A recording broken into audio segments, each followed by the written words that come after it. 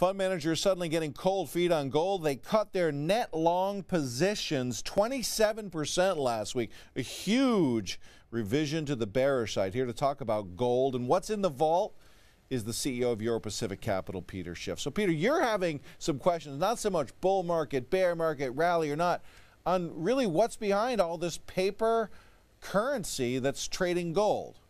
Well, you have a lot of speculators who crowded into the gold trade after gold had made a spectacular rise. And, I obviously had too much company back then. I welcome the fact that a lot of the fair weather gold bulls have abandoned their positions. But you had a lot of the speculators liquidating their positions. You had even more speculators, putting on new short positions.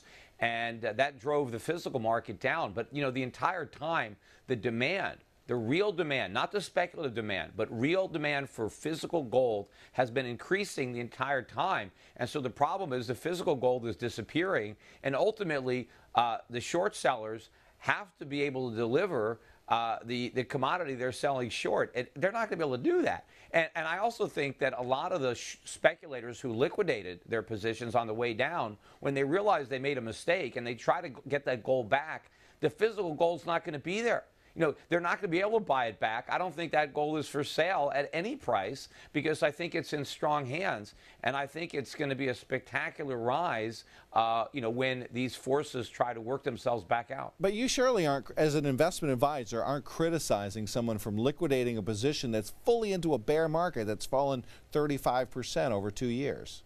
That's just money management. Well, I think if you look historically, the smart move has been to buy bear markets, not to sell them. Yeah, if they liquidated before the decline, clearly I can't criticize that unless they buy it back.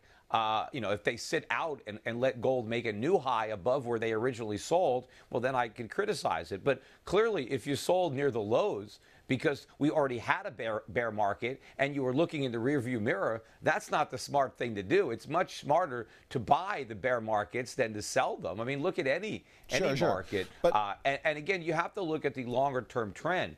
Has gold been in a bear market for a decade? No, it's been in a bull market for more than a decade.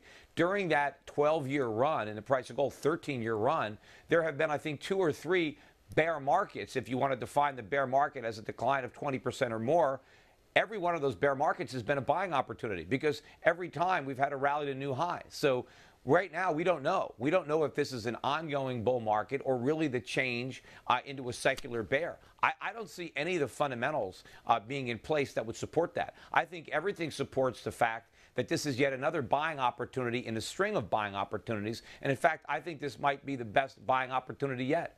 Passion and conviction from Peter Schiff at Euro Pacific Capital. Thank you very much.